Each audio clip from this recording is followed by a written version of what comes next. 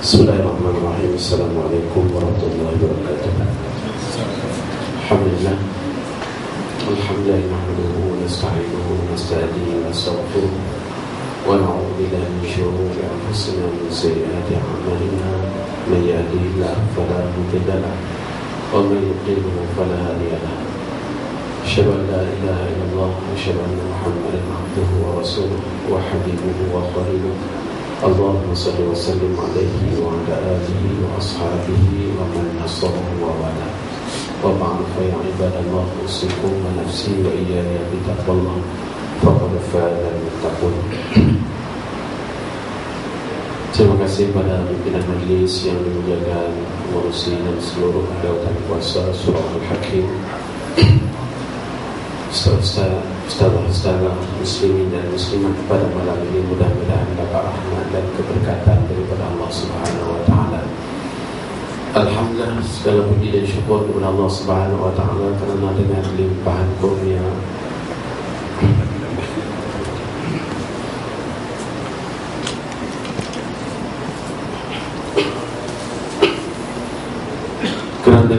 dengan limpahan kurnia rahmat, taufik serta hidayah daripada Allah Subhanahu wa taala, pada malam ini kita dapat sama-sama berkumpul dan kita masih lagi berada dalam bulan Syawal. Satu peringatan kepada kita, dalam bulan Ramadan dulu kita bersungguh-sungguh memohon, merayu dan meminta kepada Allah agar Allah menganugerahkan kepada kita malam Lailatul Qadar. Itu salah satu daripada cita-cita setiap orang daripada kita, mengharapkan kalaulah Allah kurniakan malam Lailatul Qadar kepada beliau, maka masing-masing di kalangan kita dengan kemampuan masing-masing melakukan amal ubudiyah kepada Allah Jalla wa'ala. Kemudian sesudah tamatnya Syawal, ada yang dalam bulan Ramadan dulu berubudiyah sehingga menangis-nangis, tetapi setamat saja bulan Syawal kembali dalam hal keadaan biasa. Jadi alangkah ruginya ya kalaulah kita dapat terus dengan esakan dan tangisan kita dalam berubudiyah kepada Allah. Ada pula orang yang terus istiqamah dalam amalannya sekalipun dah beredar bulan Ramadan masuk kepada bulan Syawal, tapi terus dengan amal ubudiyah yang baik, dia terus beristiqamah. Inilah yang amat disukai oleh Nabi SAW. Jadi tak selayaknya saya bercakap di sini, apatah lagi ya, untuk berada di tempat Tuan Guru saya, Tuan Guru Syekh Muhammad Nuruddin Marbu Al-Manjari Al-Makki.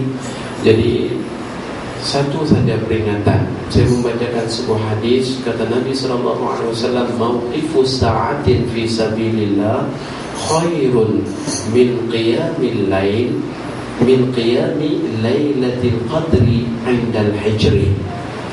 Maksudnya, kata Rasulullah SAW, berada sejenak fi sabilillah itu lebih baik daripada qiyamul lail pada malam Lailatul Qadar dan berada di hijr. Maksudnya hijr Ismail bermaksud menunaikan berada dan fi sabilillah lebih utama, lebih baik kata Rasulullah SAW daripada kita berubudiyah pada malam Lailatul Qadar bahkan di dalam Masjidil Haram. Jadi bayangkan, satu solat dalam Masjidil Haram saja dah 100,000 solat di tempat lain. Kemudian dilakukan pula pada malam Lailatul Qadar, ya, 83 tahun 4 bulan. Ya, ganjaran pahala yang Allah Subhanahu wa taala lipat gandakan. Kata Rasulullah, sejenak saja kita berada di jalan Allah itu lebih baik daripada qiyamul lail pada malam Lailatul Qadar. Bermaksud tawaran daripada Allah Subhanahu wa taala kepada kita sentiasa terbuka luas. Sekalipun Ramadan telah pergi meninggalkan kita, letakkanlah diri kita di mana saja pada posisi fisabilillah yang menyampaikan ilmu dengan cara penyampaian ilmunya niatkan untuk menyebarluaskan agama Allah, menegakkan syiar Allah, menyampaikan apa yang telah diwarisi daripada Rasulullah SAW. Nabi SAW mewarisi kepada kita ilmu dan perjuangan. Itu yang diwarisi oleh Rasulullah SAW. Ya, seluruh syariat daripada ilmu yang disampaikan oleh baginda Nabi kita sampaikan. Mudah-mudahan kita tergolong di kalangan orang yang berada fi sabilillah, yang kita katakan ahli kopratnya, ya, orang-orang yang berjayanya. Maka dengan kejayaan-kejayaan mereka letakkanlah posisi fi sabilillah. Kita tengok kadang-kadang malu kita dengan orang-orang bukan Islam, di mana mereka ada pusat, ya, dialisis sendiri, tapi kita surau kita, masjid kita tak ada yang buat lagi. Ya, orang Buddha ada, Kristian ada. Jadi kalaulah ahli-ahli korporat kita berinisiatif nak buat satu pusat, ya, untuk hemodialisis, itu merupakan salah satu daripada fisabilillah jihad di zaman kita. Contohnya, maka letakkanlah diri kita pada posisi fisabilillah, itu lebih baik daripada qiyamul lail pada malam Lailatul Qadar. Jadi peluang untuk kita mendapat ganjaran pahala daripada Allah sentiasa mencurah-curah, sentiasa luas, ya, daripada Allah Subhanahu wa taala. Janganlah ya kita jadi pengabdi Ramadan saja. Sama ada kita keluar daripada bulan Ramadan sebagai ibadur Rahman ataupun ibadur Ramadan. Kalau kita ibadur Rahman, kita akan terus istiqamah. Ya, afdalul a'mali ma dima sahibuhu, kata Rasulullah. Seafdal amalan ialah apa yang dilakukan secara berterus-terusan oleh orang yang melakukannya itu, ya, wa in qalla, walaupun sedikit, ya, tetapi berterus-terusan itu yang akan memberi kesan kepada hati sanubari kita, kepada kehidupan kita, kalau kita lakukan secara berterus-terusan. Jadi mudah-mudahan kita dapat mengamalkan, dan mudah-mudahan kita masing-masing memposisikan diri kita fisabilillah. Termasuklah pada malam ini, lenguhnya kita, duduknya kita dalam majlis ini adalah majlis untuk kita sama-sama mengutip mutiara-mutiara wahyu Allah Subhanahu wa taala dan mutiara sabda daripada Rasulullah SAW yang bakal disampaikan oleh Tuan Guru kita nanti. Ya, amat beruntung kita di sini kerana kita dapat seorang, ya, guru yang menyampaikan ilmu kepada kita dengan penuh itqan, bahkan, ya, bersambung-sambung rantaian sanadnya kepada Rasulullah SAW, yang kadang-kadang di kalangan kita, ya, tak ambil maklum, ya, pengajian yang kita anjurkan, pengajian bersanad dan sebagainya, ini merupakan salah satu daripada kemuliaan. Kenapa? Yang pertama, ittisal, hubungan kita dengan Rasulullah SAW, daripada guru kita kepada guru beliau, kepada guru yang akhirnya sampai kepada Rasulullah SAW. Ya, kafa bil ittisali bil habibi syarafa. Kata para ulama kita, memadalah, ya, kalau kita bersambung dengan Al-Habib itu, dengan kekasih Allah, itu merupakan satu kemuliaan. Ya, kalau yang bertugas kadang-kadang di istana negara hanya sekadar membersih tingkap saja, itu pun dah ada kemuliaan. Apatah lagi kalau yang berhubungan dengan baginda Nabi SAW. Itu yang pertama. Yang kedua, ya, dengan kita melakukan pengajian bersanad, belajar daripada guru-guru yang bersanad. Yang kedua, kita dapat menyebut para salihin, nama guru-guru kita di kalangan para salihin yang masing-masing Allah anugerahkan kemuliaan demi kemuliaan kepada mereka. Al-Imam Nawawi dengan kelebihan-kelebihan beliau, ya, Sayyidina Thabit Al-Bunani, salah seorang daripada tabi'in, bahkan dikatakan murid kepada Sayyidina Anas bin Malik yang paling cemerlang. Bagaimana Allah anugerahkan kepada beliau sahabat hari menunaikan sembahyang qiyamul lail, berdoa, ya Allah, kalaulah kau anugerahkan solat sesudah kematian, anugerahkanlah solat kepadaku. Ya, kalaulah kau anugerahkan solat kepada seseorang sesudah meninggal, anugerahkanlah kepadaku. Kita sememangnya kita tak sehebat mereka. Ya, kita tak sehebat Imam Syafi'i untuk khatam Quran setiap hari. Kita juga tidak sehebat Sayyidina Abdullah bin Umar yang mengaku di hadapan Rasulullah bahwa beliau setiap malam khatam Quran. Kita juga tidak sehebat Imam Ahmad bin Hanbal yang menunaikan sembahyang 300 rakaat setiap malam sembahyang sunat.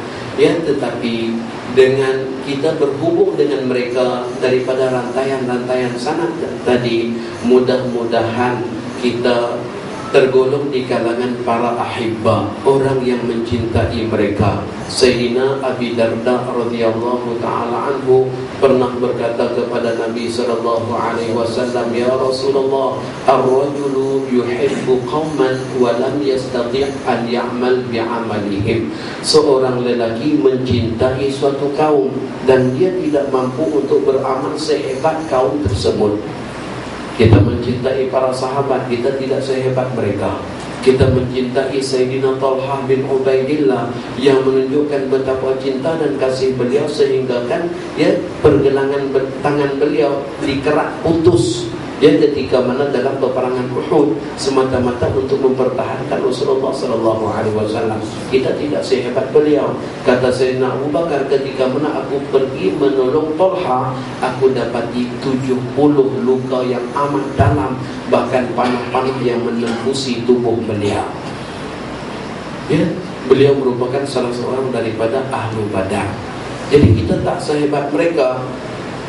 Walaupun begitu, kita berpeluang untuk mendapat kemuliaan, ya, sebagaimana Allah memuliakan mereka, yaitu dengan kita memuliakan orang yang mulia di sisi Allah dan juga kita mencintai orang-orang yang mulia di sisi Allah.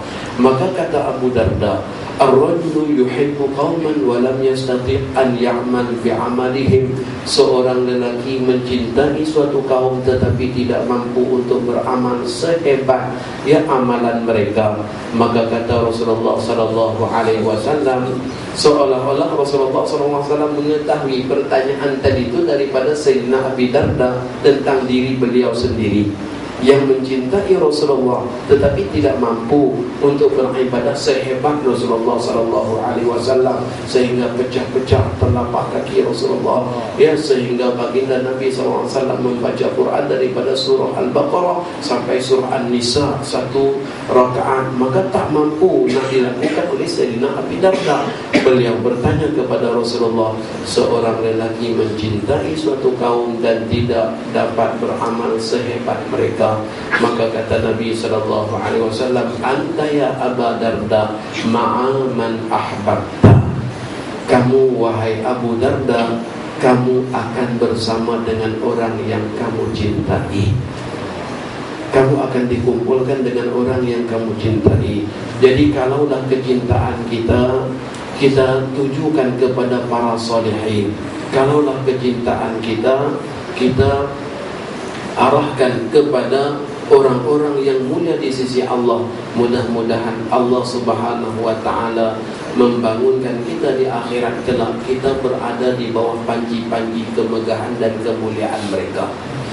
Dan mudah-mudahan kita akan ditempatkan bersama dengan mereka. Itu ya permintaan dan juga permohonan kita, kerana Allah Subhanahu wa taala sentiasa mengikut sangkaan baik hamba-Nya.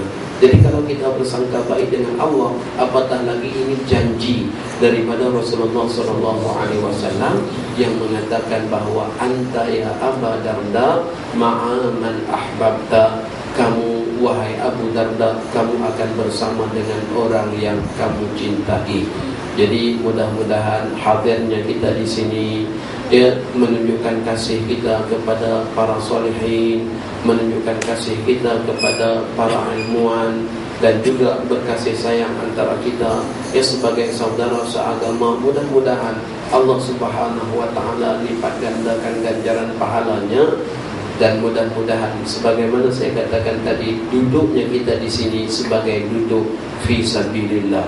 Sehingga kan kalau kita parking kereta di luar, kita berjalan saja datang ke sini, kaki-kaki kita yang mengenai debu itu merupakan jaminan untuk kita dijauhkan daripada api neraka. Sayyidina Jabir bin Abdullah radhiyallahu taala anhu. Jabir bin Abdullah, tuan-tuan, beliau salah seorang daripada kanak-kanak yang menyertai perjanjian Aqabah yang kedua. Beliau juga anak kepada Abdullah bin Amru yang ayah beliau gugur syahid di medan Uhud. Pergelangan tangan ayah beliau ditetak putus. Kemudian ketika mana mengebumikan jenazah ayah beliau, Rasulullah SAW masih lagi menjemput Jabir, sehingga Jabir melihat sendiri bagaimana ayah beliau dikafankan dan dikebumikan dalam satu liang bersama dengan Amru ibnu Al-Jamuh radhiyallahu ta'ala anhu, seorang lelaki tempang yang dikatakan cacat sebelah kakinya, tetapi berazam untuk melangkahkan kaki masuk ke syurga Allah sebelum terbenam matahari di medan Uhud. Kata beliau, demi Allah takkan terbenam matahari hari ini kecuali aku melangkahkan kakiku yang tempang ini masuk ke syurga Allah.